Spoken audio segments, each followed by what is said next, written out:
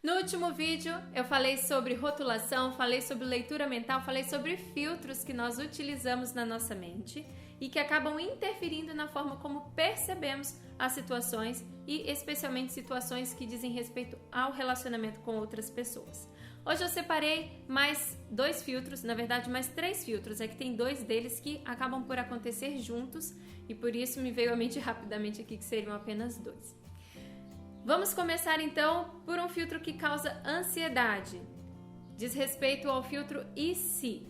Quando esse filtro entra em ação, você começa a ter uma série de pensamentos que vão borbulhando. E se acontecer isso? E se acontecer aquilo? E se eu não conseguir? E se não der certo? E se ela falar tal coisa? Quem aqui nunca teve pensamentos do tipo e se?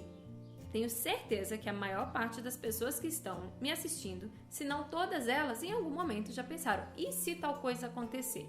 E tá tudo certo que em algum momento a gente pense assim. O problema é que quando a gente dispara uma série de pensamentos e se, a gente começa a ativar a produção de ansiedade. E isso gera desconforto, aí a gente deixa de se concentrar no problema em si e passa a se concentrar na ansiedade e no desconforto que ela gera, e daí para frente a gente não resolve mais nada. Daí para frente é só angústia e sofrimento. Então, se você quer trabalhar melhor a ansiedade, ao invés de ficar levantando uma série de pensamentos como esse, né? E se isso acontecer, e se aquilo acontecer, que geralmente são negativos, procure focar no que você realmente tem evidência que pode acontecer. Outra coisa que eu costumo sugerir aos meus pacientes é: se você for considerar hipóteses, e se isso, e se aquilo, então considere hipóteses tanto positivas quanto negativas, porque não é realista se apegar apenas a uma forma como as coisas podem ocorrer.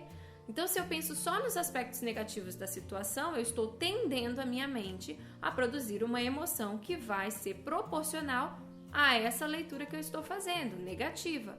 Agora, se eu penso, e se tal coisa der errado? Mas logo em seguida eu coloco, tá, mas e se der certo? Eu começo a equilibrar esse jogo e a minha mente tem condições de fazer uma leitura mais adequada, ter uma perspectiva muito mais adequada daquela situação. Segundo filtro que eu separei para hoje se chama foco negativo. E isso daí tem muito mais a ver com o humor deprimido. A pessoa que tem humor deprimido, ela se concentra muito nos aspectos negativos, inclusive das situações boas. A pessoa chega para ela e fala assim: nossa, fulano, ganhei uma promoção no trabalho. Nossa, vai ter que trabalhar muito mais agora, né? Com certeza vão exigir mais de você, porque vão te pagar melhor. Consegue perceber? A pessoa vê até numa notícia boa um problema. E isso acontece com muita naturalidade, porque geralmente esses filtros a gente se habituou a usar tanto, mas tanto, que a gente aplica eles sem sequer perceber. Então essas pessoas que têm o foco negativo, elas acabam por fazer leituras negativas o tempo inteiro das coisas e não percebem isso, mas isso nutre o humor deprimido, uma falta de alegria em lidar com as coisas da vida.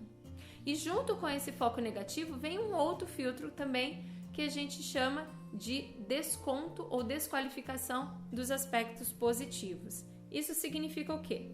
Eu faço uma coisa bem feita, mas eu acho que eu não devo ficar feliz com isso, afinal de contas qualquer pessoa pode fazer isso. Ou então, eu tiro 9 numa prova e eu me concentro, né? Foco negativo, me concentro num que eu perdi, num ponto que eu perdi, e aqueles 9 que eu tirei eu atribuo à sorte, ou porque as questões eram muito fáceis, enfim, eu não tenho que ficar tão feliz assim, não sou tão inteligente assim, se eu fosse mesmo eu tinha tirado 10. A desqualificação dos aspectos positivos faz com que a gente vá se desqualificando como pessoa que tem aspectos positivos na vida. E quem fica feliz consigo, quem tem uma boa autoestima se desqualificando? Ninguém, né? Impossível, inviável nutrir uma boa autoestima quando você está ressaltando o que é de negativo e desqualificando aquilo que é bom. Então, se você deseja manter a sua mente produzindo as melhores emoções, procure exercitar um pensamento mais positivo, valorizar as coisas boas que existem e minimizar a forma como você enfatiza os aspectos negativos. Até porque, em muitos casos, esses aspectos negativos nem precisariam ser identificados. É possível viver muito bem e melhor quando nós aprendemos a trocar pequenas formas de pensar. Eu costumo dizer aos meus pacientes que ao longo da nossa vida nós vamos instalando aplicativos na nossa mente e volta e meia nós precisamos fazer uma atualização desses aplicativos, senão eles começam a dar bug, senão a gente começa a interpretar as coisas de forma errada, alguns filtros vão caindo em desuso, vão ficando ruins, não tem mais toda aquela qualidade, não são mais tão bonitos, tão legais como eram na época que nós adquirimos, porque na época em que a gente aprende a pensar assim, a gente tem uma razão, tem uma história para aprender a pensar dessa maneira. Mas fato é que a gente não precisa carregar por toda a vida uma forma inadequada de enxergar as situações.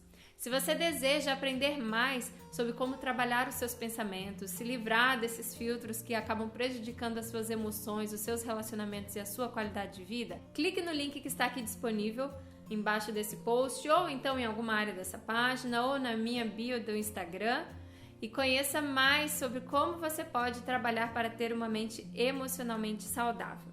Um abraço e até o próximo vídeo.